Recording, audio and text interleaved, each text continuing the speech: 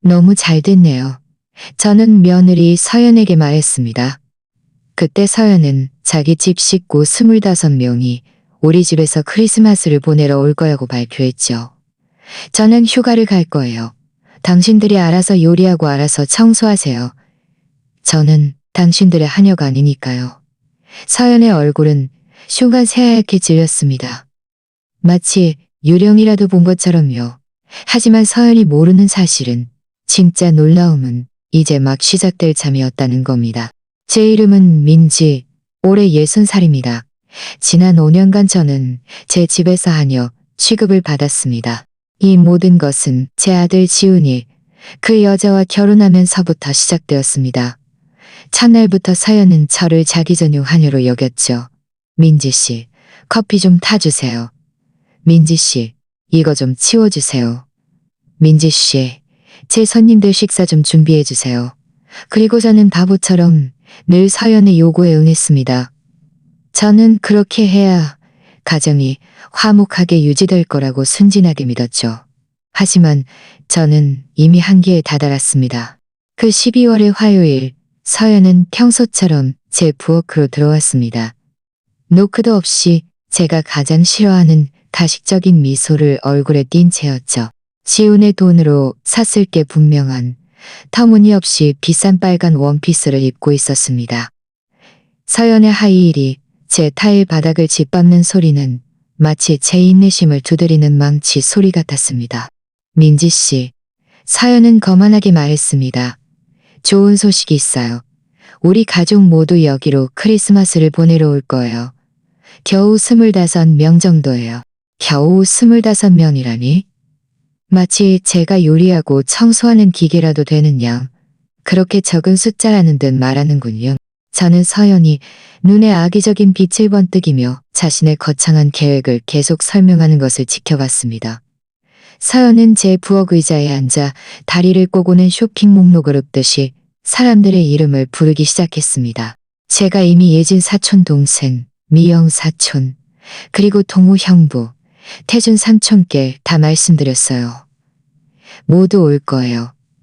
제 조카들과 먼 친척들, 그리고 예진의 아이들도요. 완벽한 크리스마스가 될 거예요. 서연은 일부러 잠시 말을 멈추고는 제가 늘 그랬듯이 당황하는 모습을 기다렸습니다. 물론 이 모든 건 민지 씨가 책임져야죠. 음식, 청소, 서빙까지요. 서연의 말은 제 뺨을 때리는 것 같았습니다. 저는 서연의 친구들을 위해 저녁 식사를 준비했지만 서연이 공을 독차지했던 모든 순간들을 떠올렸습니다. 서연이 파티를 끝낸 후 제가 잔해를 치우고 서연은 해가 중천에 뜰 때까지 잠을 잤던 모든 순간들을요. 제 집에서 제가 투명 인간처럼 지냈던 모든 순간들을요. 칠면조는 적어도 3마리가 필요할 거예요. 서연은 제 침묵을 무시하고 계속 말했습니다. 그리고 민지 씨가 만드는 그 정말 맛있는 초콜릿 디저트도요. 아, 그리고 집 전체를 장식해야 해요. 인스타 사진에 완벽하게 나오길 바라요.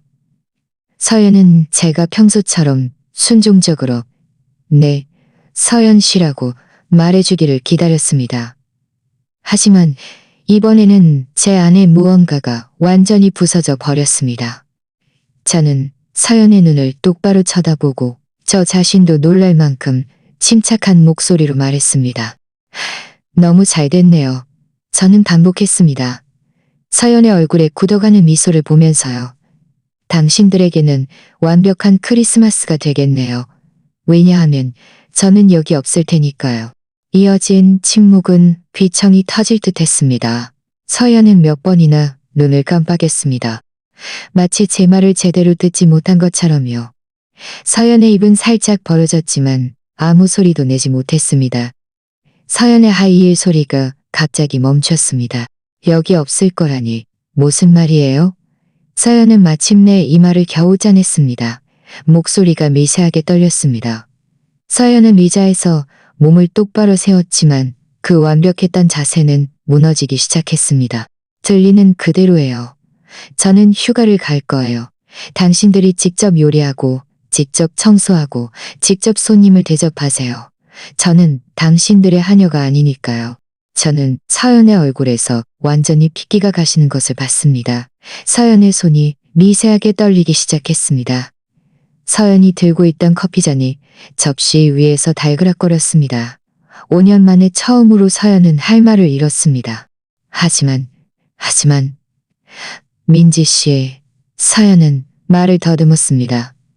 제가 이미 모두에게 오라고 했어요. 모든 게 계획되어 있었다고요. 이러시면 안 돼요. 당연히 이럴 수 있어요. 여긴 제 집이니까요. 이 네 단어는 부엌에서 폭탄처럼 터졌습니다. 서연은 멍하니 서서 얼굴이 충격에서 분노로 변했습니다. 서연은 벌떡 일어섰고 하이힐이 다시 바닥을 두드렸지만 이번에는 절망감이 실려 있었습니다. 이건 너무 불합리해요. 지훈 씨가 허락하지 않을 거예요. 지훈이 어떻게 생각하든 상관없어요. 하지만 저는 이미 결정했어요. 이번엔 제가 주도할 거예요. 하지만 서연이 모르는 사실은, 그들 누구도 모르는 사실은 제 결정이 일시적인 충동이 아니었다는 겁니다. 저는 몇 달 동안 이 일을 계획해왔습니다. 저에게는 그럴 만한 이유가 있었고 이 이유들은 곧 그들 모두를 할 말을 잃게 만들 겁니다. 서연의 표정은 몇 초 만에 충격에서 경로로 변했습니다. 서연의 뺨은 새빨갛게 달아올랐고 눈은 공격할 준비가 된 뱀처럼 가늘어졌습니다. 서연은 저에게 다가와 제 개인 공간을 침범했습니다. 서연이 저를 위협하고 싶을 때마다 늘 그랬듯이요. 있잖아요, 민지 씨. 저는 당신이 이기적인 사람이라는 걸 진작부터 알고 있었지만 이건 정말 너무하네요. 서연의 목소리는 도끼로 가득 찼고 모든 단어에 경멸이 담겨 있었습니다. 우리 가족이 멀리서, 어떤 사람들은 심지어 다른 나라에서까지 오는데 당신은 그들의 크리스마스를 한순간의 변덕 때문에 망칠 작정이에요? 불합리해. 5년간의 학대, 모욕, 감정적 착취를 서연은 불합리하다고 부르는군요. 저는 가슴속에서 분노가 치밀어 오르는 것을 느꼈지만 침착함을 유지했습니다. 오랫동안 희생자로 지내면서 저는 감정을 조절하는 법을 배웠습니다. 그건 제 알바가 아니에요.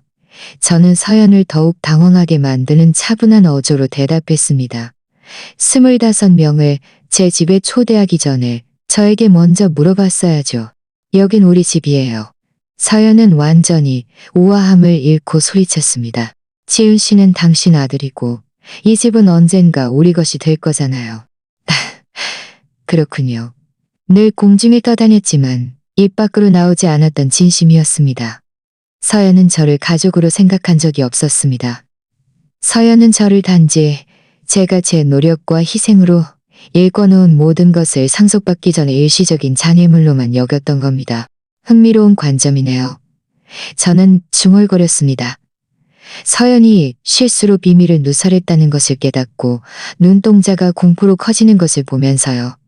정말 흥미롭군요. 바로 그때 저는 현관문 열쇠 소리를 들었습니다. 지훈이 퇴근하고 돌아온 겁니다.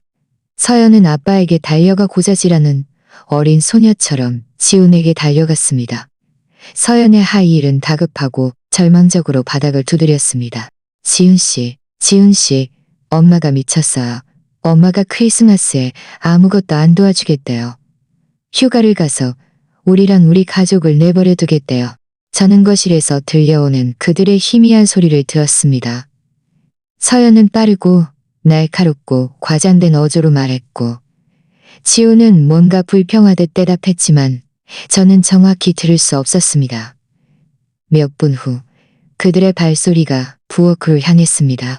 제 아들은 사무실 근무 후 구겨진 양복을 입고 문간에 나타났습니다.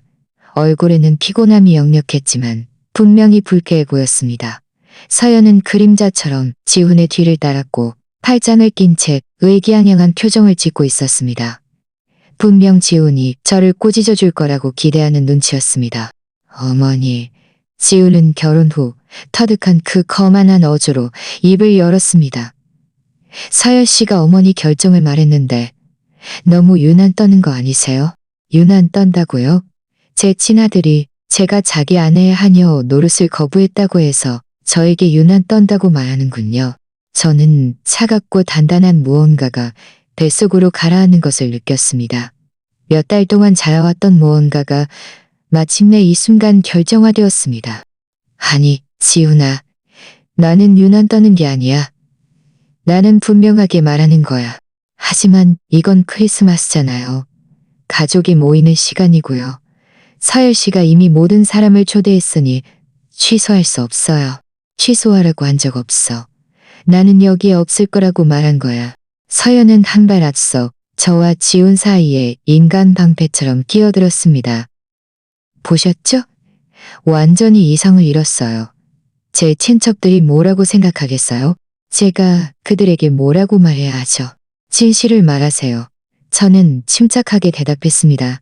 저에게 묻지도 않고 당신이 그들의 하녀가 될 거라고 멋대로 단정했고, 그래서 당신이 틀렸다고 말하세요. 지우는 깊은 한숨을 쉬며 좌절했을 때 늘 그랬듯이 머리를 긁적였습니다. 어머니, 제발 이성적으로 생각하세요. 서연 씨 혼자 25, 명예의 식사를 준비할 수 없다는 걸 아시잖아요. 그럼 왜 서연이가 안 해? 나는 지난 몇 년 동안 서연이 파티 음식을 다 준비해 줬잖아. 이제 서연이가 배울 때야. 하지만 저는 직장에 다녀요. 서연이 항의했습니다. 휴가를 내고 요리할 수 없어요. 제 경력은 중요해요. 서연의 경력이라니.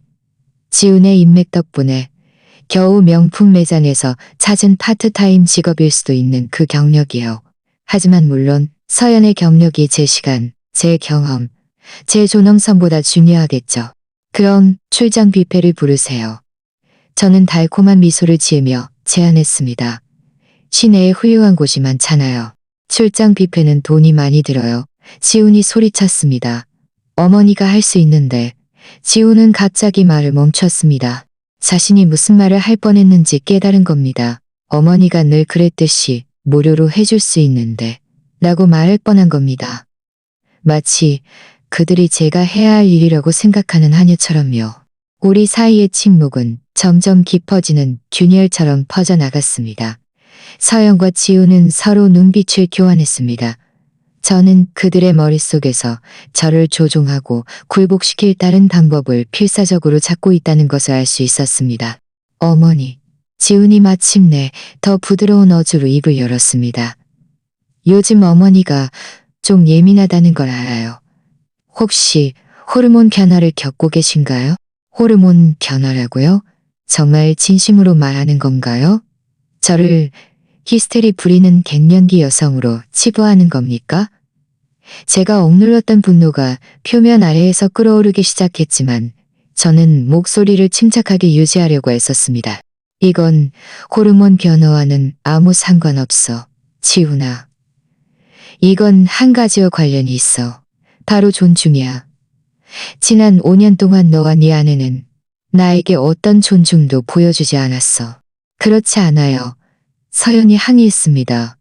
우리는 항상 당신에게 잘해줬어요.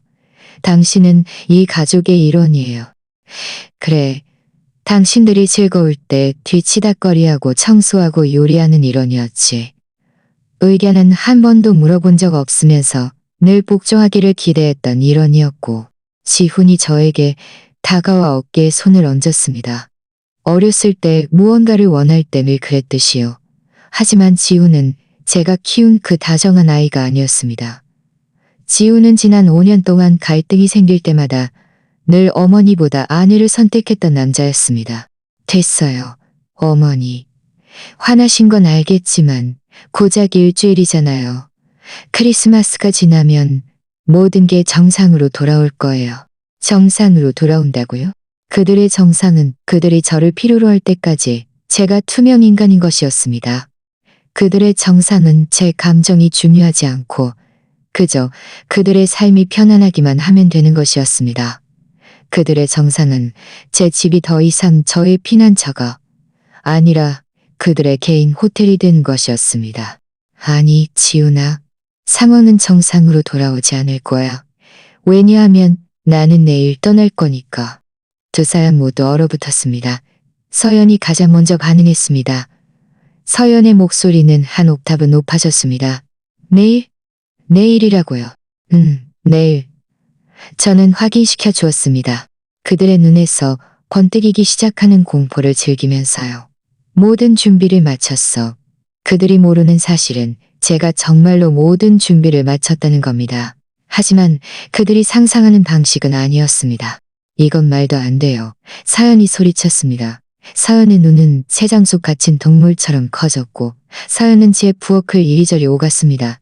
내일 떠날 수는 없어요. 그럴 리가 없잖아요. 우리 가족이 사흘 후에 도착해요. 그럼 당신이 저를 당연히 당신 가족의 하녀로 여기기 전에 그 점을 생각했어야죠. 저는 대답했습니다. 침착한 목소리를 유지하며 평온하게 커피잔을 씻으면서요. 서연의 드라마에 전혀 개의치 않는다는 등 모든 행동이 계산된 것이었습니다. 지우는 거기 서서 초조하게 발을 번갈아 디뎠습니다. 분명히 히스테리 부리는 아내와 저를 가르치려는 저 사이에서 갈피를 잡지 못하는 눈치였습니다. 지훈의 시선은 마치 매우 긴장된 테니스 경기를 보는 것처럼 우리 둘 사이를 오갔습니다. 어머니, 제발요. 지훈이 마침내 중얼거렸습니다. 적어도 어디로 가시는지, 언제 돌아오시는지는 말씀해 주세요. 마이애미에 있는 내 여동생을 보러 갈 거야. 저는 아무렇지도 않게 거짓말했습니다. 설 지나고 돌아올 거야. 이 거짓말은 너무나 자연스러워서 저 자신도 놀랐습니다. 하지만 이건 필수적이었습니다. 그들은 제 진짜 계획을 알면 안 되었습니다. 적어도 아직은요. 설 지나고라니요? 사연은 숨이 넘어갈 듯 했습니다. 하지만 그럼 우리는 어떻게 해요? 제가 이미 모두에게 오라고 했어요. 태준 삼촌은 멀리 콜롬비아에서 비행기표를 사셨고요. 예지는 자기 계획을 취소했고 미영은 직장에 휴가를 냈어요. 그건 당신들 문제지 내 문제가 아니야.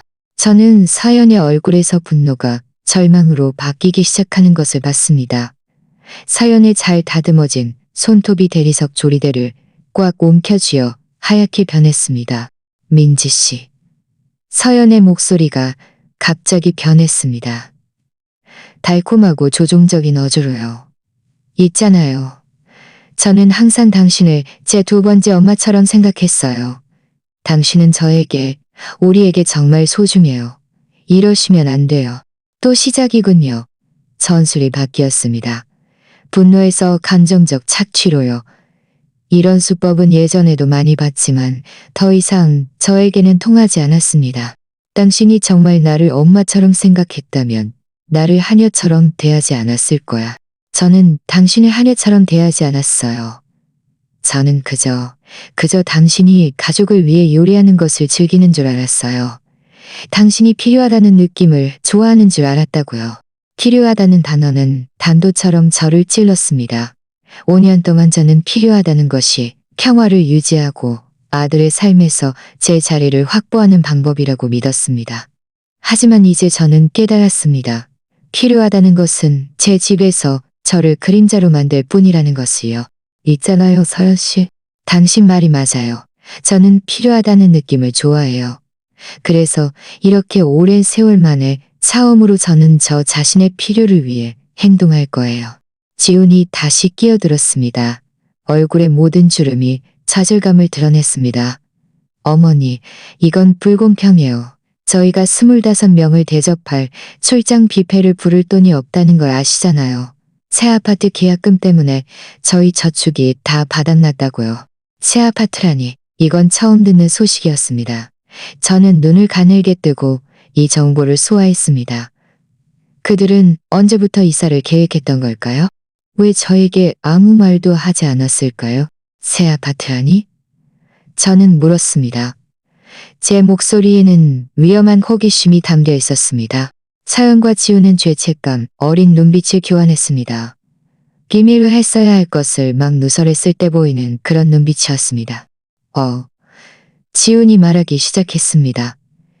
시선은 자기 신발을 향했습니다. 명절 지나고 말씀드리려고 했어요. 시내에 아주 좋은 곳을 찾았어요. 방 3개의 바다 전망이 있고 건물 안에 헬스장도 있어요. 비싸겠네요. 저는 머릿속이 빠르게 돌아가는 와중에도 중립적인 어조를 유지하며 말했습니다.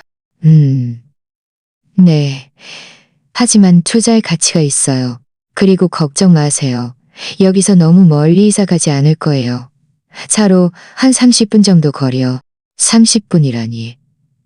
제 집을 그들의 개인 레스토랑으로 계속 사용할 만큼 가깝고 동시에 그들만의 프라이버시를 가질 만큼 멀다는 거군요. 얼마나 편리한가요? 그럼 돈은 어떻게 마련할 생각인데요? 저는 물었습니다. 마음속으로는 이미 답을 알고 있었지만요. 서연의 얼굴이 갑자기 밝아졌습니다. 마치 모든 문제의 완벽한 해결책을 찾은 것처럼요.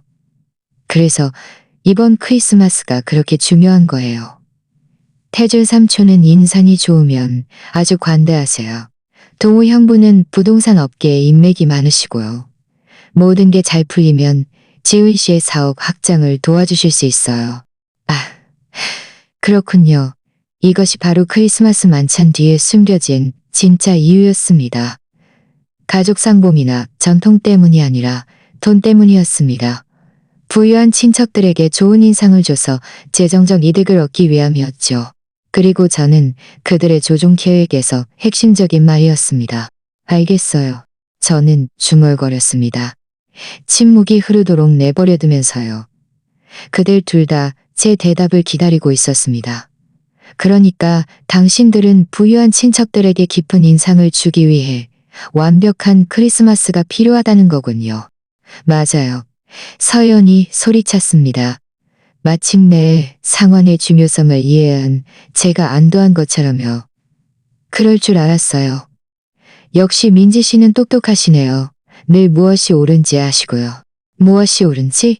5년 동안 옳은 일은 그들의 삶을 더 편하게 만들기 위해 제 편안함, 제 시간, 제 존엄성을 희생하는 것이었습니다.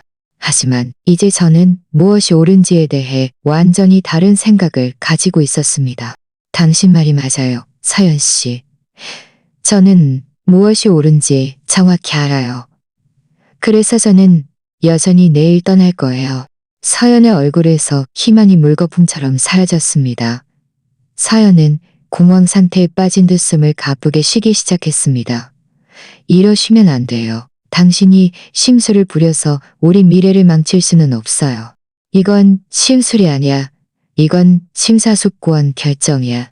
하지만 제 가족이 도착하는데 아무도 그들을 맞이할 사람이 없잖아요. 그들이 뭐라고 생각하겠어요? 음식이 준비되어 있지 않은 것을 보면 뭐라고 생각하겠냐고요? 그들은 자기 조카 며느리가 그들을 초대했지만 손님을 제대로 대접할 능력이 없다고 생각할 거예요. 그리고 그들의 생각이 맞고요. 지훈이 더 가까이 다가왔습니다. 이제 지훈의 절망은 분명했습니다. 어머니, 제발요. 정말 휴가가 필요하시면 설 지나고라도 연기할 수 있어요. 어디든 원하시는 곳으로 얼마든지 가세요. 저희가 여행 경비, 호텔비, 모든 걸 다 대드릴게요.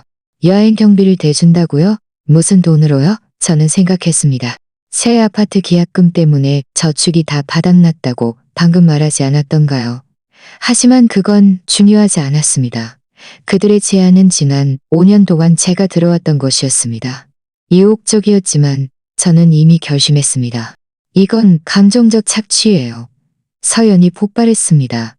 그 달콤한 가면이 마침내 완전히 벗겨졌습니다. 당신은 우리의 상황을 이용해서 우리를 조종하고 있어요. 감정적 착취라는 단어는 무심한 고백처럼 공중에 떠돌았습니다. 왜냐하면 제가 그들의 무료하녀 노릇을 거부하는 것이 착취라면 그들은 지난 5년 동안 무엇을 했던 걸까요? 감정적 착취가 뭔지 알아, 서연 씨? 당신이 친구들을 위해 요리하고 싶지 않을 때마다 나를 죄책감에 시달리게 한 게 감정적 착취야. 당신이 파티 잔해를 치우는 걸 거부했을 때 좋은 아내는 항상 가정을 최우선으로 생각한다고 말한 게 감정적 착취야. 내가 은퇴해서 정식으로 할 일이 없으니 내 계획은 중요하지 않다고 단정한 게 감정적 착취라고. 모든 문장이 치명적인 총알 같았습니다. 저는 그들 둘 다 모든 비난에 조금씩 움츠러드는 것을 봤습니다. 왜냐하면 그들은 그것이 사실이라는 것을 알고 있었으니까요. 모든 것이 사실이었습니다. 그건 달라요. 서연이 말을 더듬었지만 서연의 목소리는 이미 이전의 모든 힘을 잃었습니다. 당신 말이 맞아. 달라. 왜냐하면 당신들이 한 짓은 훨씬 더 나빴으니까. 당신들은 내 관대함을 수년 동안 당연하게 여겼어. 부엌에는 팽팽한 침묵이 흘렀습니다. 저는 벽시계의 낮은 똑딱거리는 소리, 냉장고의 윙윙거리는 소리, 그리고 서연의 가쁜 숨소리를 들을 수 있었습니다. 하지만 제가 가장 분명하게 들은 것은 다가오는 저 자신의 자유의 소리였습니다. 왜냐하면 내일 모든 것이 바뀔 것이고 그들은 얼마나 바뀔지 전혀 모르고 있었으니까요. 그날 밤 서연과 지훈이 거실에서 절망적으로 속삭일 때 저는 제 방에 틀어박혀 노트북을 꺼냈습니다. 제 계획의 두 번째 단계를 실행할 때였습니다. 이 계획은 몇 달 동안 구상되어 왔습니다. 제가 사랑하는 며느리에 대한 제 견해를 완전히 바꿔놓은 한 가지 사실을 발견했을 때부터 석 달 전 제가 바보처럼 지훈의 서재를 정리하다가 지훈의 서류 더미 속에서 잊혀진 파일 폴더를 발견했습니다. 은행 거래 내역서, 인쇄된 이메일, 법률 문서로 가득 찬 폴더였습니다. 처음에는 업무 서류인 줄 알았습니다. 하지만 한 가지가 제 눈길을 끌었습니다. 서연의 이름이 제가 이해할 수 없는 거래 내역에서 계속해서 나타나는 것이었습니다. 그날 밤 그들이 모두 잠든 후 제가 발견한 사실은 소름 끼쳤습니다. 서연은 그들이 가지고 있지 않은 돈을 쓰고 있었습니다. 지훈의 이름으로 된 신용카드로 거액을 쓰고 있었는데 지훈은 전혀 모르고 있었습니다. 이 집을 담보로 한 개인 대출도 있었습니다. 명품 매장에서의 서연의 광적인 쇼핑은 총 5천만 원이 넘는 빚을 만들어냈습니다. 하지만 그게 다가 아니었습니다. 저는 서연이 지훈이 자신의 지출을 눈치채지 못하게 하는 방법, 지훈이 모르는 사이에 계속 쇼핑하는 방법에 대해 친구들과 논의하는 이메일도 발견했습니다. 그리고 가장 끔찍한 것은 일련의 메시지였습니다. 서연은 지훈을 설득해 집을 팔아서 그들의 공동 미래에 투자할 계획이었습니다. 제 집이요. 제가 30년 동안 살았던 집이요. 제 노력과 저축, 희생으로 얻은 집이요. 서연은 지훈이 그 집을 팔아서 자신의 광적인 쇼핑 빚을 갚게 하려 했던 겁니다. 그날 밤 저는 밤새 잠을 이루지 못했습니다. 눈을 뜨고 날이 밝을 때까지 배신, 조종, 기만을 곱씹었습니다. 하지만 충격과 함께 또 다른 감정이 찾아왔습니다. 차분하고 단호한 결심이었습니다. 저는 저 자신을 보호해야 했습니다. 다음 날 저는 저만의 비밀 조사를 시작했습니다. 몇 년 전 제 변호사가 추천해준 사립탐정을 고용했습니다. 그는 매우 신중했고 저는 그에게 서연의 모든 재정 활동을 추적해달라고 요청했습니다. 우리가 발견한 사실은 제가 상상했던 것보다 훨씬 더 나빴습니다. 서연은 광적으로 소비하는 것 외에도 직장을 속이고 있었습니다. 명품 매장에서의 그 중요한 경력은 최저임금도 겨우 버는 파트타임 직업에 불과했습니다.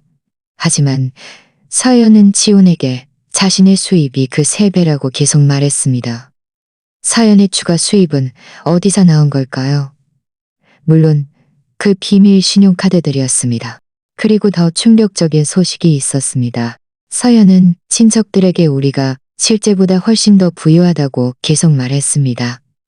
지훈의 사업이 번창하고 있다고 말했고 제가 상당한 재산을 가지고 있다고 말했으며 우리 집 가치가 실제의 2배라고 말했습니다. 성공적이고 행복한 결혼 생활의 이미지를 유지하기 위한 모든 거짓말이었습니다. 이제 제 방의 고요한 어둠 속에서 노트북 화면을 보면서 저는 몇 달 만에 처음으로 웃었습니다. 왜냐하면 저는 그들이 상상조차 할 수 없는 조치를 취했기 때문입니다. 첫째, 저는 제 모든 저축을 새로운 은행 계좌로 옮겼습니다. 지훈이 전혀 모르고 영원히 접근할 수 없는 계좌였습니다. 다음으로 저는 변호사와 상의하여 집 소유권을 보호하는 방법을 알아봤습니다. 그 결과 아무도 저에게 집을 팔도록 강요할 수 없도록 보장하는 많은 효과적인 법적 방법이 있다는 것을 알게 되었습니다. 하지만 제 가장 강력한 한 수는 서연의 가족에게 직접 연락하는 것이었습니다. 모든 사람이 아니라 정말 중요한 몇몇에게요. 멀리 떨어진 나라에서 온 성공한 사업가인 태준 삼촌, 부동산 중개업자인 동우 형부, 그리고 금융업에 종사하며 가족 내에서 흠잡을 데 없는 평판을 가진 예진 사촌에게요. 저는 그들에게 매우 정중한 이메일을 보냈습니다. 저를 서연의 걱정스러운 시어머니라고 소개하고 젊은 부부의 미미를 재정 상황에 대해 젊은 부부의 미묘한 재정 상황에 대해 올려하고 싶다고 말했습니다. 답장은 빠르게 왔습니다. 태준 삼촌은 서연의 실제 상황에 대해 기만당한 것에 대해 매우 분노했습니다. 동우 형부는 즉시 모든 재정 지원 계획을 취소했습니다.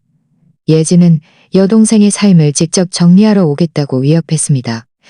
하지만 가장 좋은 점은 그들 중 누구도 아직 서연에게 말하지 않았다는 겁니다. 그들은 크리스마스 가족 모임에서 서연에게 갑니다. 그들은 크리스마스 가족 모임에서 서연에게 직접 대면할 때를 기다리고 있었습니다. 이제 그들이 기대했던 주인다. 제 핸드폰이 울렸습니다. 태준 삼촌의 문자였습니다. 민재 씨, 보내주신 서류를 검토한 결과 저와 제 가족은 하루 일찍 도착하기로 결정했습니다. 축하 행사에 앞서 서연과 중요한 이야기를 나누고 싶습니다. 23일 오전 괜찮으신가요? 23일 오전은 제가 짐을 싸서 마이애미로 떠날 거짓말을 할 때였습니다. 완벽한 우연이었죠. 저는 재빨리 답장했습니다. 네, 태준 삼촌. 기꺼이 모실게요. 하지만 그날 제가 멀리 떠나야 해서 서연과 지훈이 삼촌 일행을 맞이할 거예요. 태준 삼촌의 답장은 몇 초 만에 왔습니다. 잘 됐네요. 저희에게 딱 필요한 겁니다. 저는 노트북을 닫고 침대에 누워 어둠 속에서 미소 지었습니다. 5년 동안 저는 침묵하는 희생자, 순종적인 시어머니, 무료 하녀였습니다. 하지만 이 시간 동안 저는 시댁 식구들이 어떻게 돌아가는지 관찰하고 배우고 이해했습니다. 서연은 자신이 똑똑하고 조종적이며 교활하다고 생각했습니다. 하지만 서연은 자신 뒤치다거리를 하는 늙은 여자를 심각하게, 과심한 서연은 제 나이와 겉으로 드러낸 늙은 여자를 심각하게, 서연은 제 나이와 겉으로 간과했습니다. 내일 아침 서연이 아직 잠들어 있을 때 저는 짐을 쌀 겁니다. 그들에게 말한 대로 마이애미가 아니라 제가 진정으로 갈 곳은 1시간 거리에 있는 고급 호텔입니다. 저는 그곳에 받아 전망 스위트룸을 2주 동안 예약했습니다. 그곳에서 저는 서연이 세운 거짓말의 왕국이 무너지는 것을 일요일에서 관람할 겁니다. 서연의 가족이 서연의 사기 행각을 어떻게 폭로하는지 지켜볼 겁니다. 지훈이 마침내 자신이 결혼한 여자를 어떻게 보게 되는지 지켜볼 겁니다. 서연의 자신이 결혼한 여자를 어떻게 보게 되는지 지켜볼 겁니다. 그리고 가장 좋은 점은 제가 손가락 하나 까딱할 필요가 없다는 겁니다. 서연은 수년간의 거짓말과 기만으로 스스로 무덤을 팠습니다. 저는 그저 서연의 손에서 삽을 빼앗아 서연의 가족에게 어디를 봐야 할지 알려준 것뿐입니다. 밖에서는 거시의 논쟁이 마침내 끝나는 소리가 들렸습니다. 계단을 오가는 발소리, 문 닫는 소리, 문 닫는 소리. 집은 해결되지 않은 갈등의 팽팽한 침묵으로 가득 찼습니다. 하지만 그날 밤 저는 깊은 잠에 들었습니다. 5년 만에 처음으로 정의는 지연될지언정 결코 부정될 수는 없다는 미소를 지으며 잠이 들었습니다. 아침 6시 자유의 노래처럼 알람이 울렸습니다. 몇 년 만에 처음으로 활기찬 기분으로 일어났습니다. 저는 여유롭게 샤워를 하고 짐을 싸기 시작했습니다. 옷 한 벌 한 벌을 접을 때마다 독립을 향한 한 걸음을 내디뎠습니다. 물건 하나하나를 정리할 때마다 더 이상 누구의 하녀도 아니라는 무언의 선언을 하는 것이었습니다. 서연과 지우는 아직 잠들어 있었습니다.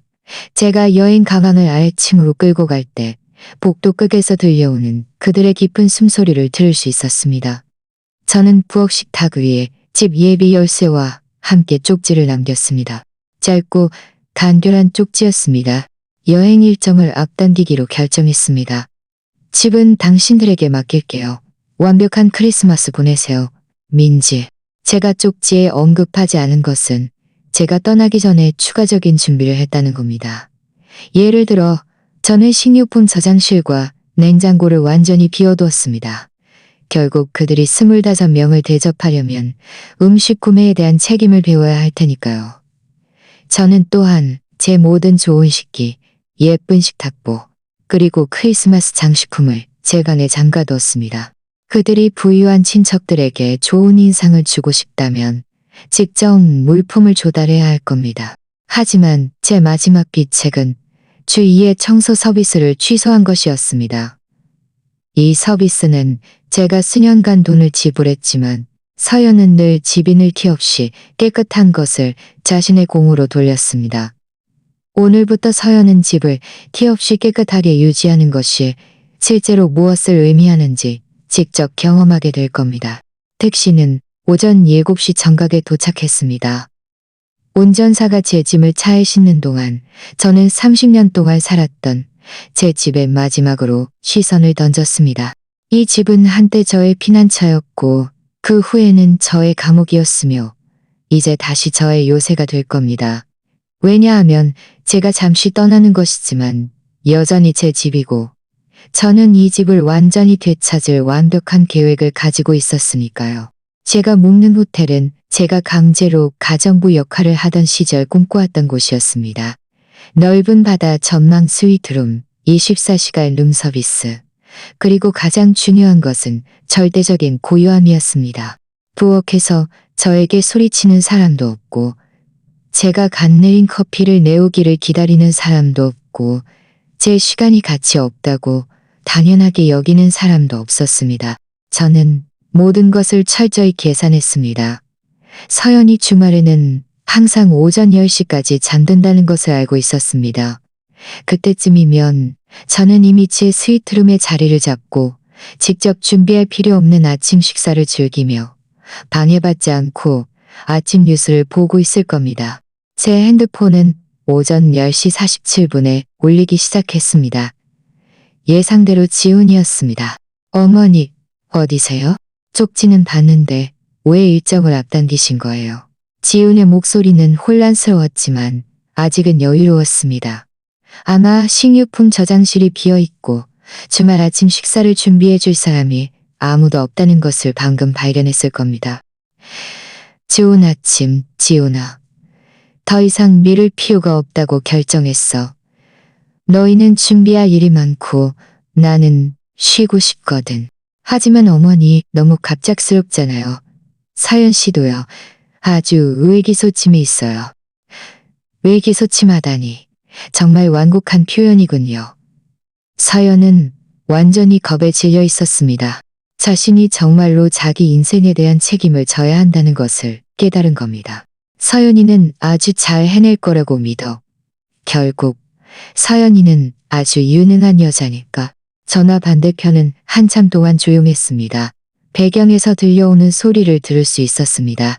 서연이 히스테리적인 어조로 말하는 소리였습니다. 적어도 어디에 계신지는 알려주실 수 없나요? 비상시에 대비해서요. 나는 안전하고 아주 좋은 곳에 있어. 너희는 그것만 알면 돼. 어머니, 제발요.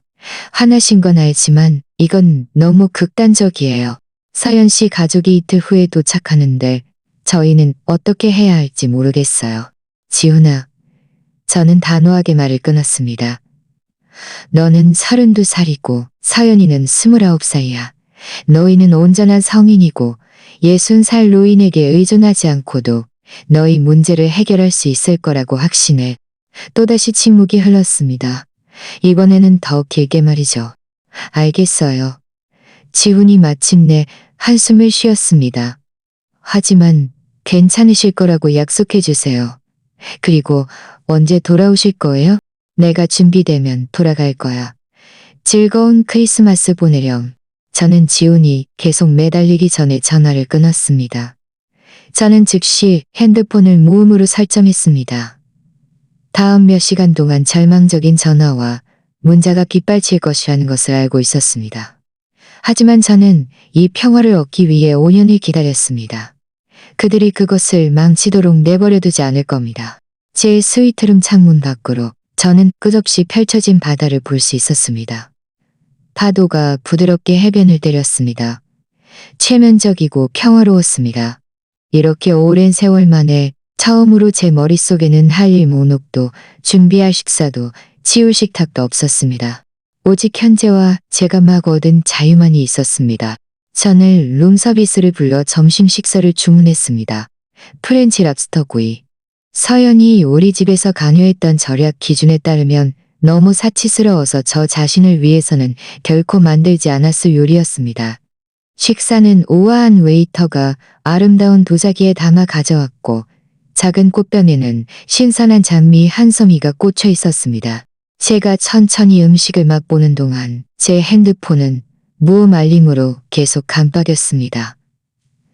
저는 우리 집에서 커져가는 절망감을 상상할 수 있었습니다.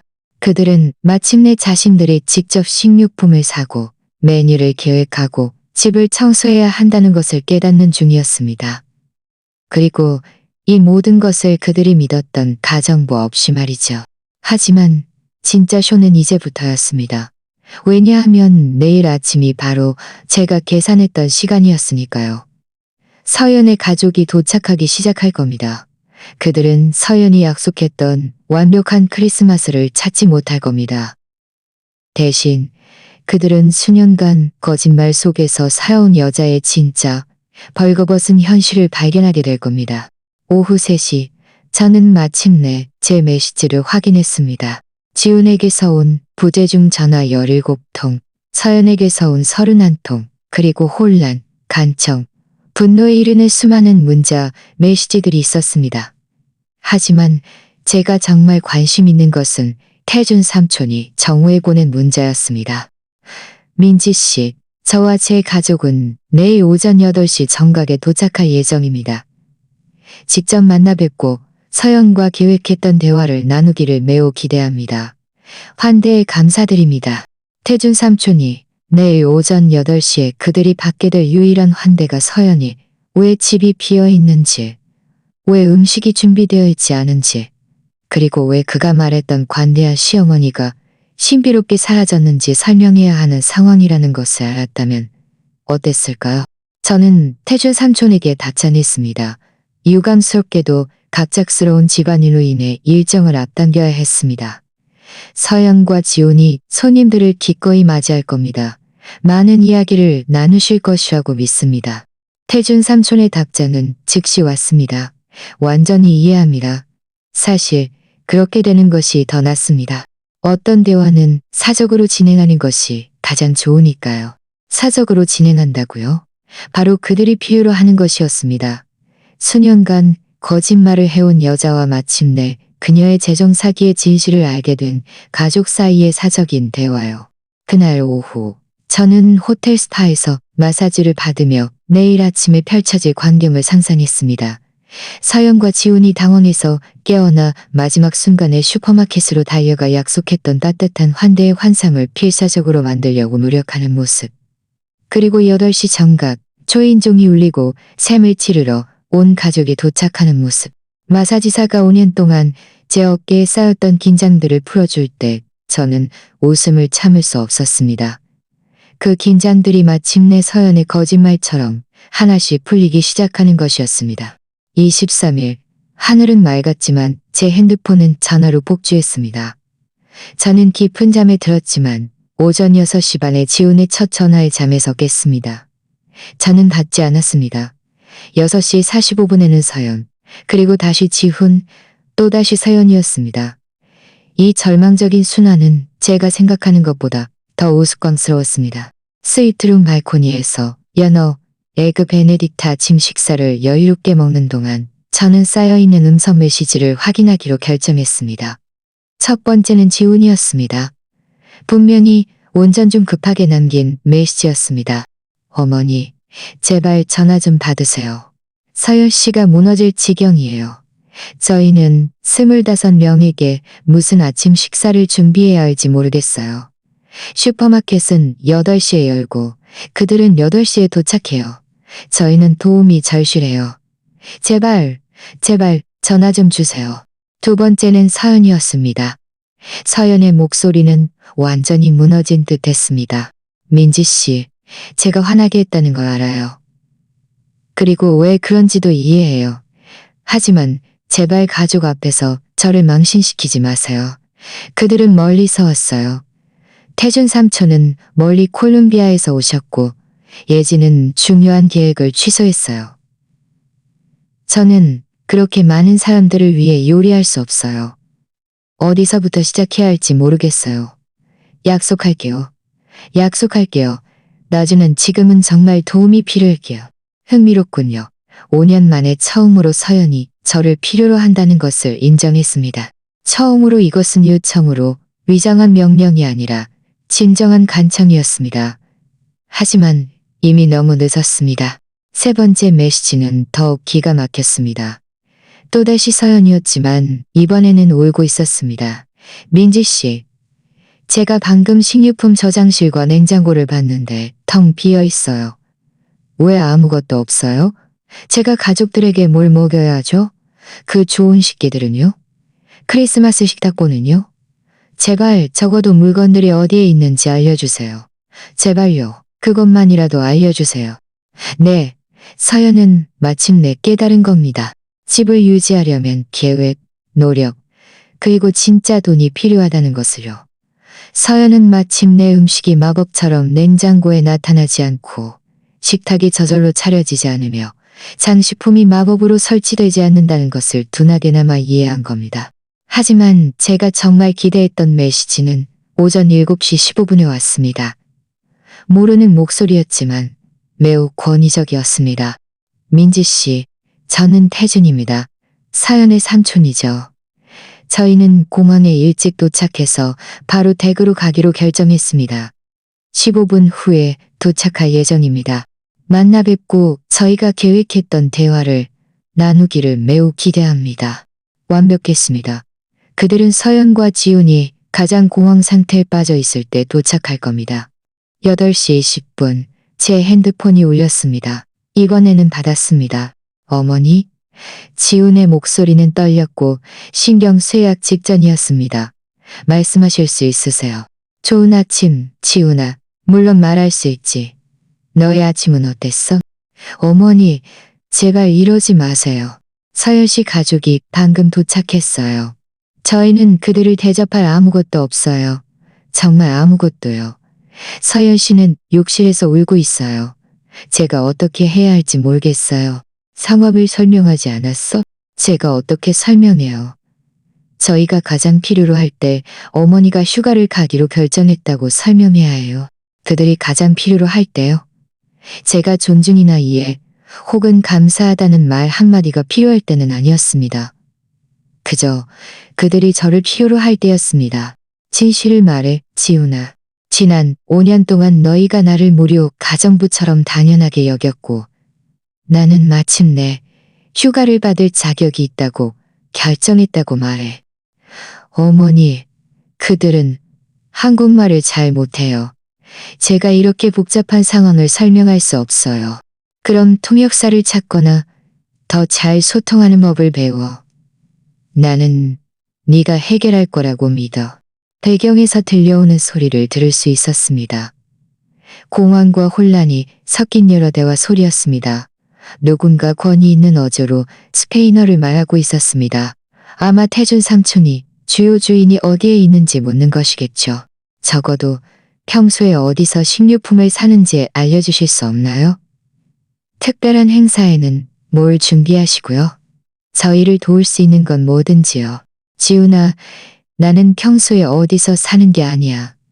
몇 주 전부터 계획하고 레시피를 연구하고 자세한 목록을 작성하고 가격을 비교하고 며칠 동안 준비하는 거야.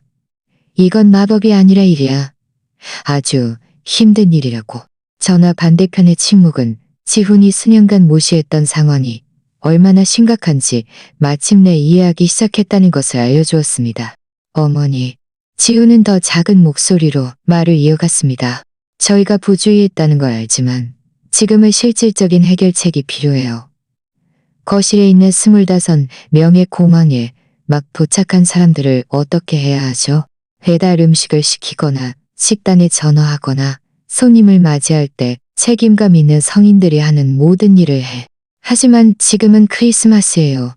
모든 곳이 문을 닫았거나 너무 바빠요. 식당은 다 예약이 꽉 찼고요. 그럼 25명을 초대하면서 모든 것을 책임질 사람에게 묻지도 않고 초대하기 전에 그 점을 생각했어야죠. 바로 그때 저는 배경에서 새로운 목소리가 매우 진지한 스페인어로 말하는 것을 분명히 들었습니다. 분명히 태준 삼촌이 상황에 대한 설명을 요구하는 것이었습니다. 어머니, 서현 씨 삼촌이 통화하고 싶어 하세요. 그가 여기서 무슨 일이 벌어지고 있는지 이해해야 한다고 말해요. 나는 기꺼이 그와 이야기하겠지만 나는 휴가 중이야. 서연이가 그에게 모든 것을 완벽하게 설명할 수 있다고 말해. 결국 서연이가 이 모임을 주최했으니까 제발 5분만이라도요. 그는 너무 혼란스러워하고 좀 불쾌해요. 그가 이 문제를 해결하는데 도움을 줄 수 있을 것 같아요. 도움을 준다고요? 또다시 모든 것이 그들을 돕기 위함이었습니다. 제가 무엇을 필요로 하는지, 제가 무엇을 받을 자격이 있는지, 혹은 그들이 수년간 저를 어떻게 대했는지에 대한 것은 결코 아니었습니다. 지훈아, 잘 들어. 5년 동안 네가 필요할 때마다 나는 늘 그 자리에 있었어. 서연이가 누구에게 깊은 인상을 주고 싶을 때마다 내가 일을 했지. 너희가 문제에 부딪힐 때마다 내가 해결책이었고, 오늘은 5년 만에 처음으로 너희가 너희 문제를 스스로 해결해야 하는 날이야. 그리고 그건 내 책임이 아니야. 하지만 그들은 제 가족이에요. 지우는 마침내 냉정을 잃고 소리쳤습니다. 어머니가 제 손자를 망칠 거예요. 그의 손자요? 물론이죠.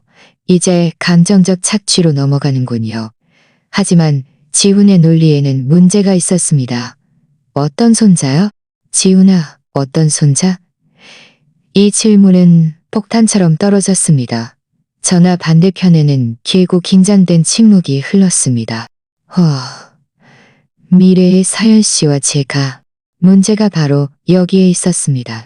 모든 것이 미래의 계획, 모호한 약속, 가능성에 기반한 기대였습니다. 하지만 아무도 제가 지금 무엇을 필요로 하는지는 고려하지 않았습니다.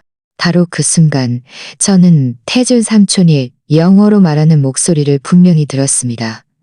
분명히 지훈에게 하는 말이었습니다. 젊은이, 당신들은 도대체 어떤 가족 구조를 가지고 있는 건지 명확히 해야겠군요. 이 집의 여주인은 어디에 있습니까? 당신들을 초대한 그 할머니는 어디에 있습니까? 이 집의 여주인이요. 그들을 초대한 그 할머니요.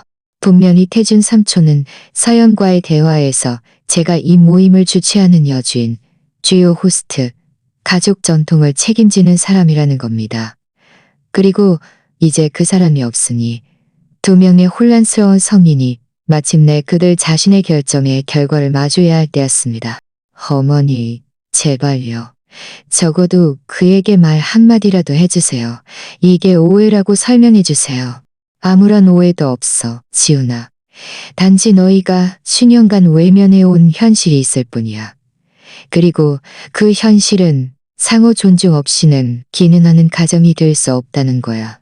저는 전화를 끊었습니다. 이번에는 핸드폰을 완전히 껐습니다. 제 계획의 다음 단계를 실행할 때였습니다. 핸드폰을 끈 후 저는 호텔 비즈니스 센터로 갔습니다. 제 계획 중 가장 기발한 부분을 시행할 때였습니다. 몇 달 동안 이 일을 준비했고 이제 실행하기에 완벽한 시기였습니다. 저는 컴퓨터 앞에 앉아 이메일을 열었습니다. 서연의 가족에게서 온 몇 통의 새 이메일이 있었는데 모두 지난 2시간 안에 도착한 것이었습니다. 첫 번째는 금융에 능통한 예진 사촌에게서 온 것이었습니다. 친애하는 민지 씨, 방금 댁에 도착했는데 상황이 상당히 혼란스럽습니다. 서연은 비상사태로 인해 떠나셨다고 말했지만 왜 집이 비어있는 것처럼 보이는지, 음식도 없고 크리스마스 준비도 되어 있지 않은지, 그리고 솔직히 서연의 태도가 매우 이상한지 이해할 수 없습니다. 전화 통화 가능할까요? 두 번째 이메일은 태준 삼촌에게서 온 것이었습니다. 태준 삼촌의 어조는 훨씬 더 진지했습니다. 민지 씨, 비상사태로 인해 멀리 떠나셔야 했던 것은 존중합니다. 하지만 이 집에서 도대체 무슨 일이 벌어지고 있는지 이해해야겠습니다. 서연은 약속했던 음식이 어디에 있는지, 왜 크리스마스 장식이 없는지, 심지어 왜 당신이 여기 없을 것이라는 것을 몰랐는지 합리적으로 설명할 수 없습니다. 이는 그가 우리에게 묘사했던 가족 상황과 전혀 일치하지 않습니다. 긴급히 연락 부탁드립니다. 완벽했습니다. 이것이 바로 제가 기다리던 균열이었습니다. 저는 이 두 이메일을 정성껏 작성한 메시지로 답장했습니다. 친애하는 태준 삼촌과 예진, 혼란을 드려 죄송합니다. 이메일로는 논의하기 어려운 몇 가지 상황으로 인해 일정을 앞당길 수밖에 없었습니다. 그러나 여러분이 크리스마스 계획을 계속하기 전에 서연과 지훈의 실제 상황을 이해하는 것이 중요하다고 생각합니다. 제가 이전에 보내드린 서류는 재정 현실의 일부만을 반영합니다. 서연을 정말 돕고 싶으시다면 그의 소비 습관과 가족 지원에 대한 비현실적인 기대에 대해 솔직하게 이야기해 보시기를 권합니다. 진심으로, 민지. 저는 이메일을 보낸 다음 기다렸습니다. 오래 기다리지 않았습니다. 20분 후 제 호텔 전화가 울렸습니다. 프런트 데스크 직원이었습니다. 손님, 장거리 전화입니다. 태준 씨라는 분이 급한 일이라고 하십니다. 연결해 드릴까요? 태준 삼촌의 목소리는 긴장되어 있었지만 절제되어 있었습니다. 민지 씨, 전화 받아주셔서 감사합니다. 제 조카딸에 대해 몇 가지 직접적인 질문을 드려야겠습니다. 물론이죠, 태준 삼촌. 기꺼이 듣겠습니다. 먼저 서연이 지난 5년 동안 당신에게 모든 가족 모임의 식사 준비와 청소를 요구해 왔으니까. 네. 당신들이 오거나 서연이 손님을 맞이할 때마다 제가 모든 것을 책임졌습니다. 그럼 그가 우리에게 그 정교한 저녁 식사와 완벽한 행사들을 자신이 주최했다고 말했을 때 그가 주최한 것이었습니까? 아니면 당신이 주최한 것이었습니까? 제가 처음부터 끝까지 계획했습니다. 서연은 그저 공을 가로챘을 뿐입니다. 전화 반대편은 한참 동안 조용했습니다. 대경에서 태준 삼촌이 누군가와 스페인어로 논쟁하는 소리가 들렸습니다. 두 번째 질문입니다. 당신이 보내주신 재정 명세서는 사실입니까? 천만에요. 제가 제 아들의 개인 파일에서 직접 얻은 것입니다. 그럼 서연은 당신이 그의 빚을 발견했다는 것을 알고 있습니까? 아니요. 오늘까지도 그는 제가 그의 비밀 지출이나 과장된 수입을 알고 있다는 것을 몰랐습니다. 알겠습니다. 태준 삼촌의 목소리는 차갑고 단호했습니다. 그리고 마지막 질문입니다. 왜 하필 지금 떠나십니까? 제가 지쳤기 때문입니다. 제 집에서 하녀 취급을 받는 것에 지쳤습니다. 서연은 제가 25명을 위해 요리할 것이라고 당연하게 여겼고, 심지어 제가 시간이 있는지 혹은 기꺼이 할 의향이 있는지 묻지도 않았습니다. 이어서 길고 긴장된 침묵이 흘렀습니다. 마침내 태준 삼촌은 실망과 억눌린 분노가 가득한 목소리로 말했습니다. 민지 씨, 저희 가족은 당신에게 사과해야 합니다. 서연은 10년간 저희에게 거짓말을 했습니다. 그는 우리에게 부여한 가족의 거짓입니다. 가족의 거짓 이미지를 묘사했고 자신은 그 완벽한 주최자라고 했습니다. 그는 지훈의 사업 확장을 위해 재정적 지원을 요청했지만 분명히 그 돈은 그의 권한 요청했지만 아마도 그렇겠죠. 그리고 저희는 바보처럼 그가 책임감 있고 성공적이라고 믿었기 때문에 도움을 제공할 준비가 되어 있었습니다. 하지만 실제로는 당신이 모든 것을 운영하고 있었고 그는 그 공을 가로채고 있었군요. 저는 당신들이 진실을 알기를 기대하지 않았습니다. 하지만 이제 우리는 알게 되었습니다. 제 가족은 이런 기만을 용납할 수 없다는 것을 말씀드리겠습니다. 서연은 매우 심각한 해명을 해야 할 겁니다. 저는 우리 집에서 벌어지고 있는 광경을 상상할 수 있었습니다. 절망적인 서연이 음식이 없는 이유, 집이 엉망진창인 이유, 그리고 자신이 초대한 가족을 위해 요리하지 않을 이유를 설명하려고 애쓰는 모습. 그리고 이제 가장 중요한 것은 자신의 모든 재정 비밀을 알고 있는 삼촌을 마주해야 한다는 겁니다. 태준 삼촌, 제가 제안해도 될까요? 말씀하세요. 저는 서연이 자신의 결점에 대한 자연스러운 결과를 맞이하게 하는 것이 그에게 도움이 될 것이라고 생각합니다. 그는 늘 다른 사람이 문제를 해결해주는 특권층의 거품 속에서 살아왔습니다. 아마 이제는 진정한 독립을 배울 때가 된 것 같습니다. 전적으로 동의합니다. 사실 제가 그에게 그의 관점을 완전히 바꿀 소식이 있습니다. 어떤 소식인지 여쭤봐도 될까요? 그가 가족에게 기대했던 남편의 사업을 지원하기 위한 이른바 재정적 자원은 그가 재정적으로 책임감 있고 투명하다는 것을 증명할 수 있는지에 전적으로 달려 있습니다. 이 서류들과 현재 상황을 본 후 제가 확신할 수 있는 것은 어떤 지원도 없을 것이라는 겁니다. 제 미소는 더욱 깊어졌습니다. 알겠습니다. 이뿐만이 아닙니다. 그들의 부동산에서 도우려 했던 동우, 형부도 매우 불쾌해하고 있습니다. 분명히 서연은 투자 목적으로 몇몇 부동산을 평가해 달라고 요청했는데 여기에는 현재 당신들이 살고 있는 이 집도 포함되어 있었습니다. 이 사실을 알고 계셨습니까? 이것은 몰랐습니다. 서연이 동우 형부에게 제 집을 팔 준비를 위해 평가해 달라고 요청할 정도로 과장했다는 것은 몰랐습니다. 이 배신은 제가 생각했던 것보다 훨씬 더 깊었습니다. 아니요, 몰랐습니다. 동우 형부는 매우 화가 나 있습니다. 그는 서연의 허위 재정 상태를 기반으로 부동산을 평가하는데 시간과 자원을 투자했습니다. 그는 자신이 완전히 기만당했다고 느낍니다. 모두가 그렇게 느끼실 거라고 생각합니다. 맞습니다. 그리고 이것이 제 요점입니다. 저희 가족은 이 완벽한 크리스마스가 가족 개입으로 바뀔 것이라고 결정했습니다. 서연은 모든 거짓말, 모든 사기, 모든 조종에 대해 해명해야 할 겁니다. 가족 개입이라니. 이것은 제가 계획했던 것보다 훨씬 더 심각했습니다. 서연은 음식도 준비도 없는 물류 재앙에 직면해야 할 뿐만 아니라 온 가족 앞에서 수년간의 기만에 대해 책임져야 할 겁니다. 그럼 다른 친척들은요? 그들도 상황을 알고 있습니까? 예지는 당신이 보내주신 모든 재정 서류를 대조하고 있습니다.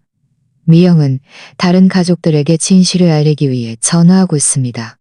저녁 식사 시간쯤이면 온 가족이 서연의 진실을 알게 될 겁니다. 서연은 그 사실을 알고 있습니까?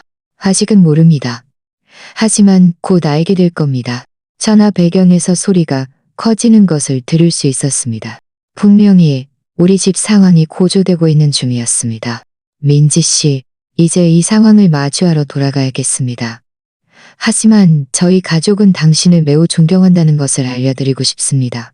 이 모든 것을 오랫동안 견디셨고 더 이상 참을 수 없을 때 존엄하게 떠나셨다는 것을요.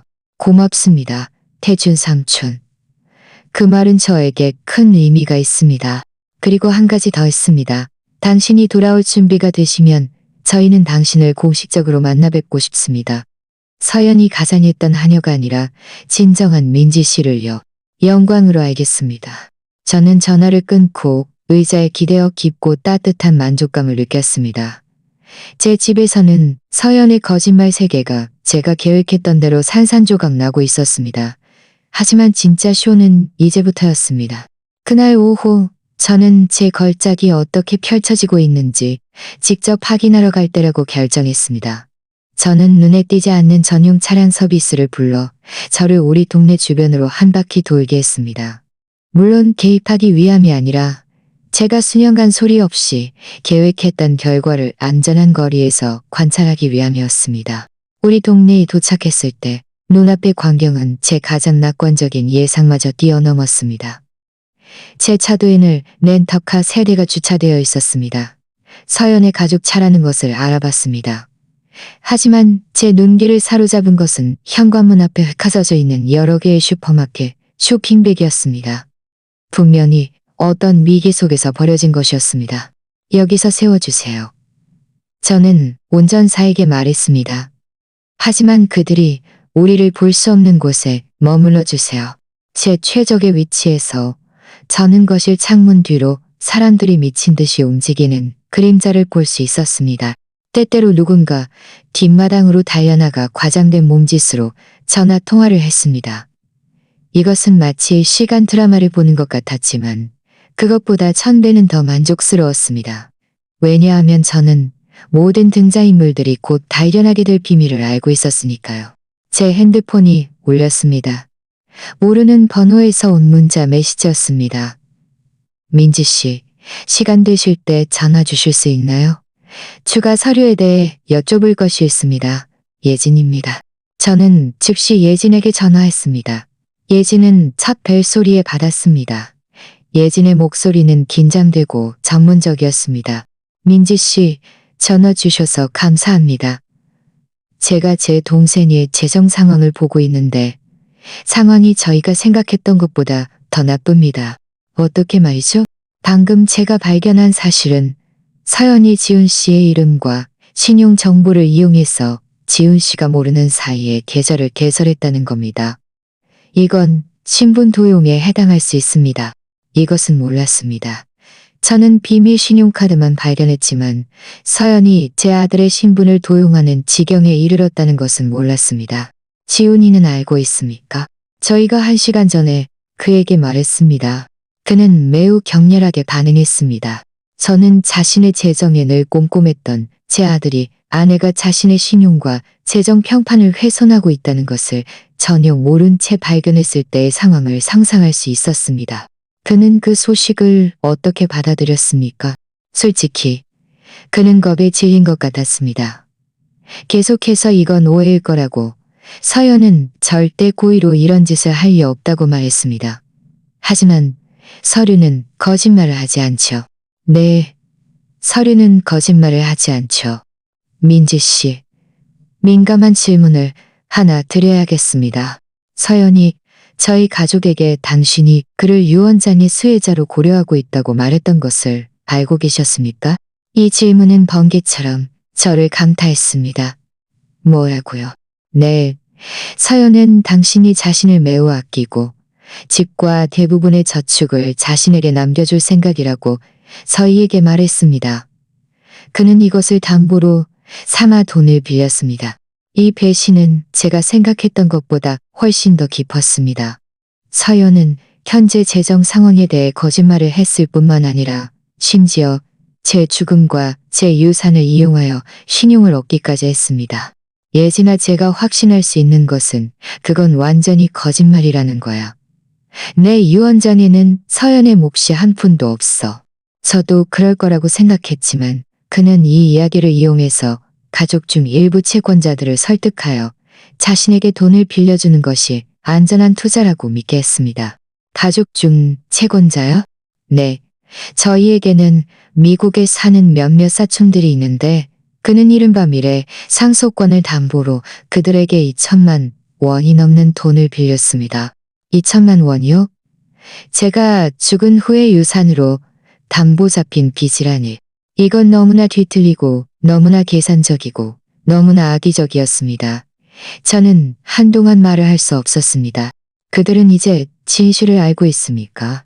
제가 그들에게 설명하는 중입니다. 그들이 매우 불쾌해한다는 것을 상상하실 수 있을 겁니다.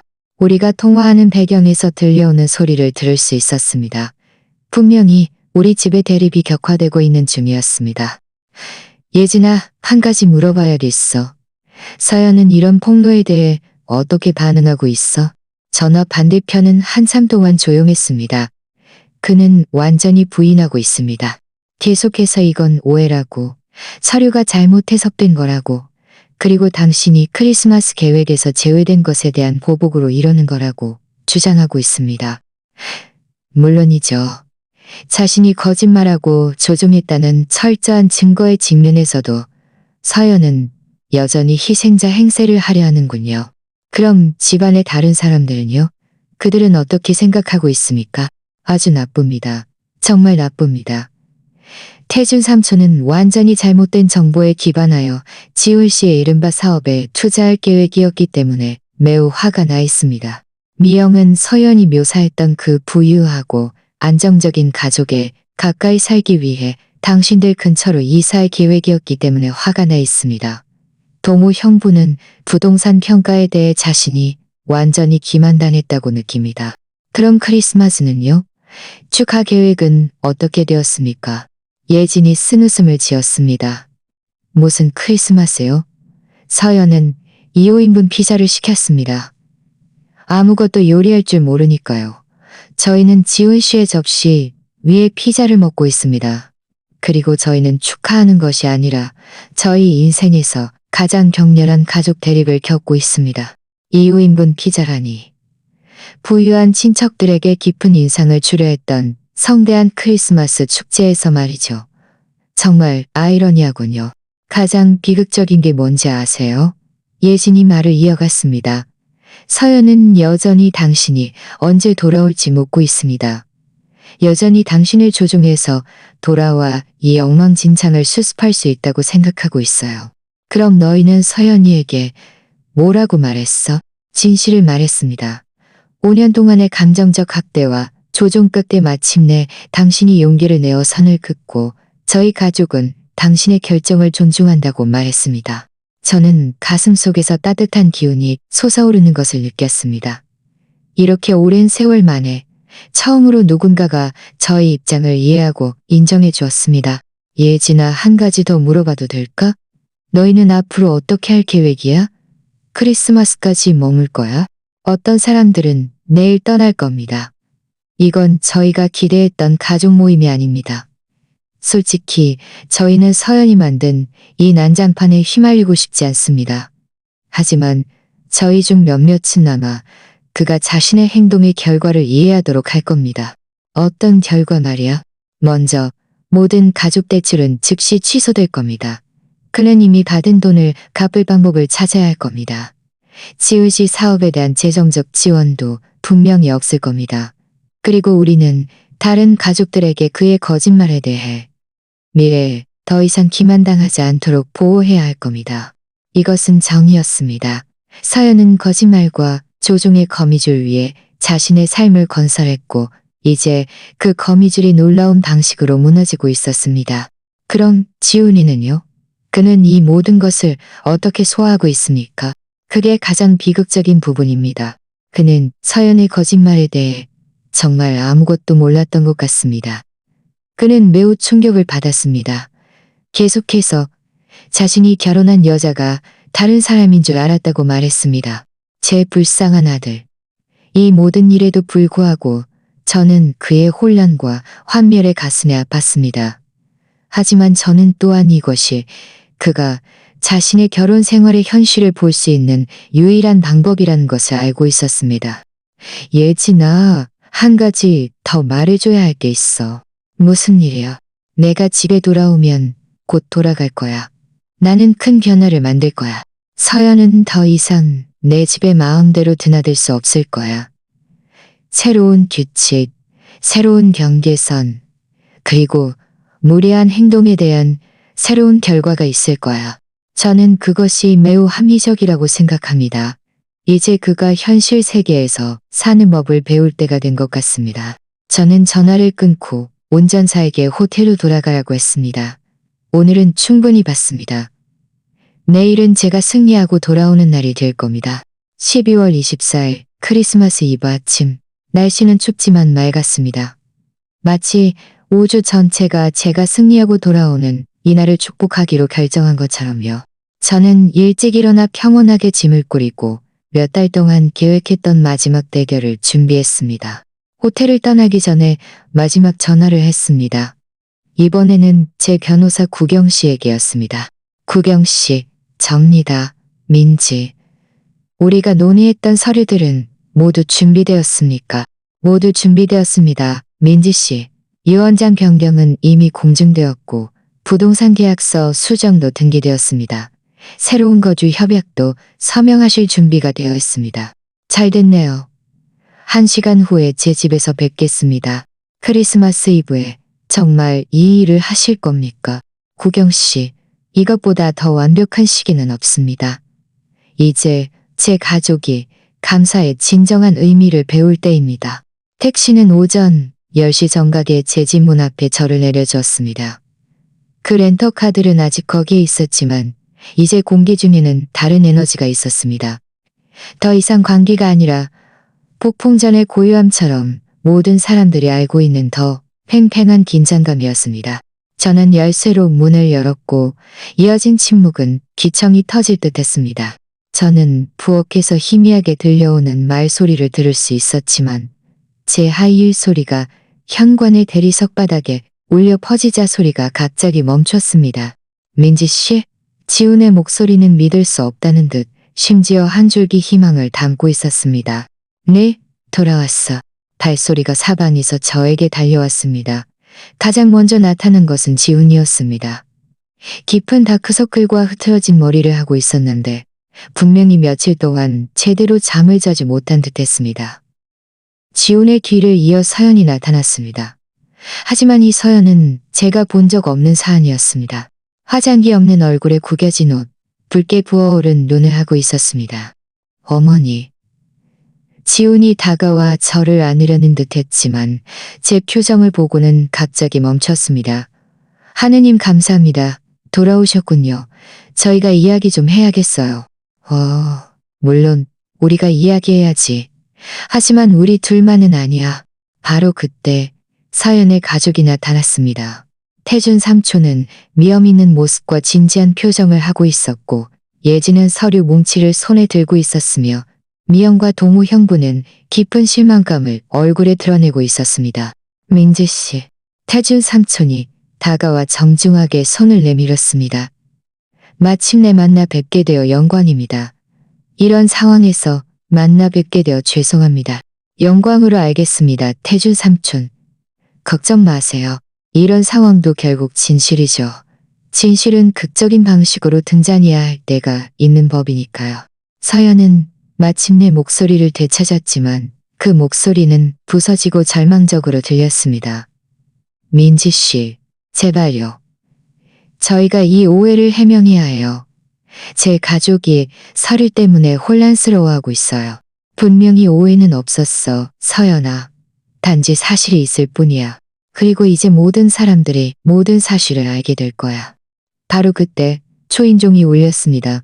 제 변호사 구경 씨였습니다. 정시에 도착한 겁니다. 잘 됐네요. 딱 맞춰왔군. 저는 중얼거리고 문으로 걸어갔습니다. 구경 씨, 와주셔서 감사합니다. 우리 모두가 수년간 미뤄왔던 이 대화를 나눌 준비가 된 것 같습니다. 구경 씨는 서류 가방을 들고 들어왔습니다. 크리스마스 이브임에도 불구하고 단정하게 차려입고 있었습니다. 그의 등장은 즉시 반의 분위기를 바꾸었고 법적이고 공식적인 무게감을 더하여 모든 사람들의 자세를 꼿꼿하게 만들었습니다. 좋은 아침입니다. 구경 씨는 전문적으로 인사했습니다. 저는 민지 씨의 변호사 구경입니다.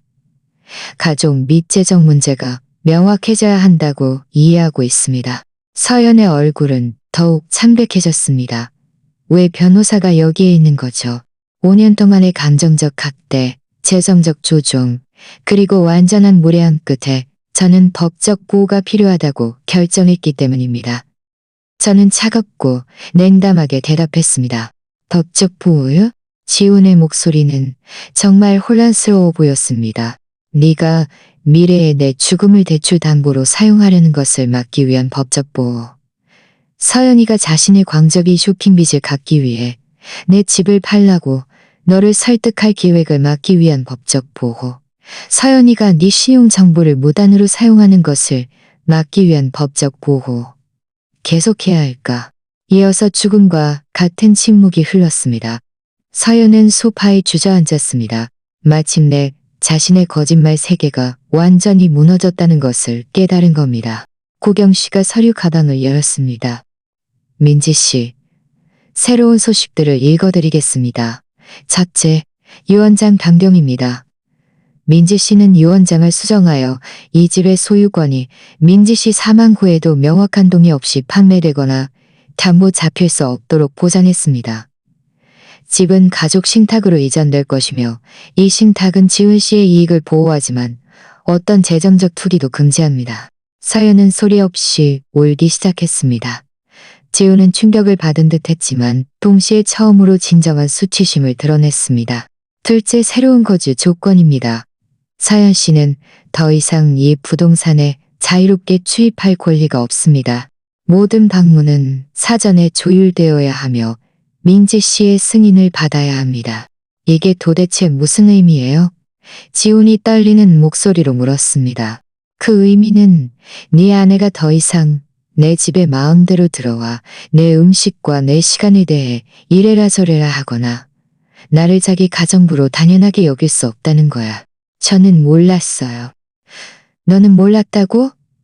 5년 동안 너희가 손님을 맞이할 때마다 내가 모든 일을 하고 서연이는 공을 가로채고 있었다는 것을 한 번도 눈치채지 못했단 말이야.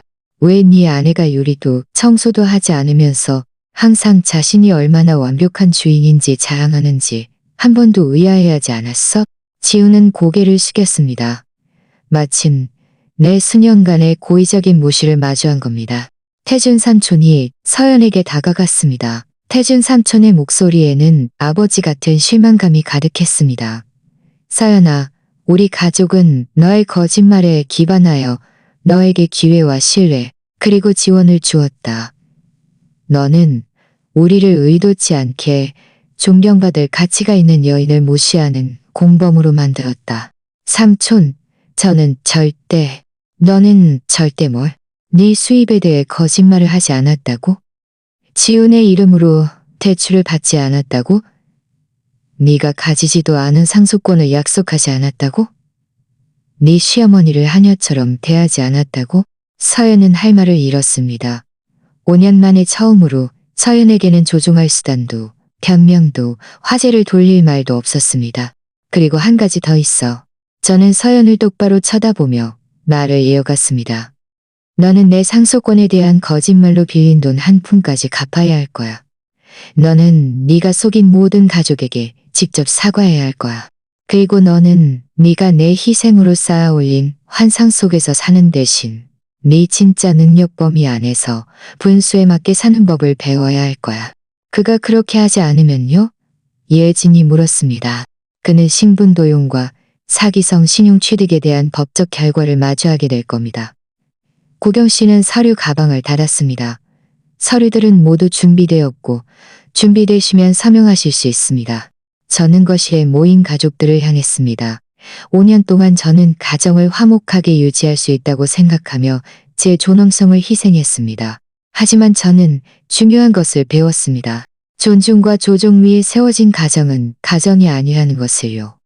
그것은 관련된 모든 사람에게 해를 끼치는 독성 구조입니다. 저는 특히 지훈을 보았습니다. 아들아, 사랑한다.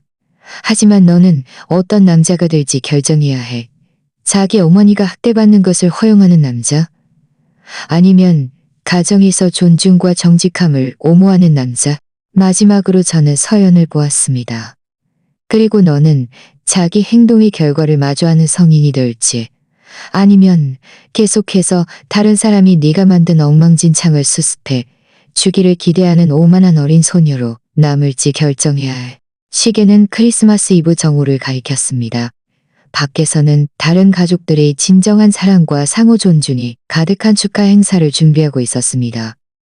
저는 이제 몇 달 동안 숨겨왔던 미소를 드러냈습니다. 정직함, 존중, 그리고 진정한 감사에 기반한 크리스마스를 함께 보내고 싶은 사람들은 환영합니다. 환상과 조종 속에서 계속 살고 싶은 사람들은 떠나도 좋습니다. 5년 만에 처음으로 저는 제 집, 제 삶, 그리고 제 미래를 완전히 통제하고 있었습니다. 이렇게 달콤한 자유를 느껴본 적이 없었습니다.